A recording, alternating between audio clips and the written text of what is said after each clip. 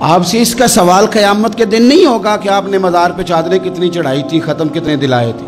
سوال تو یہ ہوگا کہ آپ کے پڑوس میں جو بندہ رہتا تھا وہ بھوکا تھا، آپ نے اس کی مدد کی کہ نہیں کی؟ میرے نبی پاک صلی اللہ علیہ وسلم نے فرمایا وہ بندہ تو مجھ پر ایمان ہی نہیں لایا جس نے خود پیٹ بھر کے کھایا اور پڑوسی اس کا بھوکا سویا ہے۔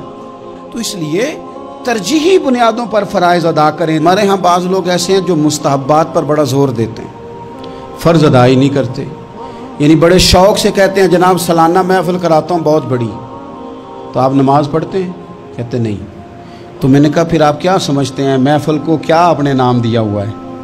نفل پر آپ کا اتنا زور ہے، سالانہ ابا جی کا ختم پورے زور سے، پورے شوق سے، بہت سارے لوگ جمع کر کے دلانا ہے، دادا جی کا ختم پورے زور سے، تو کیا آپ جو آپ کے ملازمین ہیں ان کا حق بھی صحیح ادا کرتے ہیں؟ زکوٰۃ بھی آپ نے ٹھیک ہی دی ہے؟ کیا آپ کے ذمے جو حقوق العباد تھے وہ بھی آپ نے صحیح ادا کیے ہیں؟ تو آپ فرائض کو ترجیح دیں ہمیشہ۔ حضرت طلحہ رضی اللہ تعالیٰ عنہ فرماتے ہیں کہ ہم نبی پاک علیہ السلام کی بارگاہ میں حاضر تھے تو ایک شخص حاضر بارگاہ ہوا، اس کے بال بڑے پراگندہ تھے، بکھرے ہوئے تھے اور اس کی آواز گونج رہی تھی۔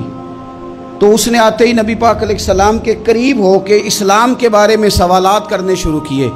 تو نبی پاک علیہ السلام نے فرمایا اسلام یہ ہے کہ تیرے اوپر دن اور رات میں 5 نمازیں فرض ہیں۔ عرض کرتا یا رسول اللہ کچھ نفل بھی ہیں؟ فرمایا تو پڑھ لے تو اچھا ہے، وہ تو اپنی طرف سے پڑھے گا۔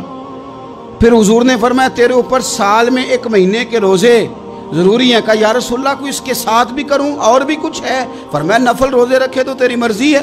پھر فرمایا زکوٰۃ تیرے اوپر ضروری ہے۔ عرض کی حضور ساتھ کچھ نفلی بھی کروں؟ فرمایا نفلی صدقہ کرے تو تیرے لیے بہتر ہے، پر زکوٰۃ تیرے اوپر فرض ہے۔ اگر حج کی استطاعت آئے تو وہ تیرے اوپر فرض ہے۔ وہ کہنے لگا یا رسول اللہ صلی اللہ تعالی علیہ وسلم میں اس میں کمی بھی نہیں کروں گا، اضافہ بھی نہیں کروں گا۔ تو حضور نے فرمایا لوگوں اگر یہ سچ کہتا ہے تو پھر یہ کامیاب ہو جائے گا۔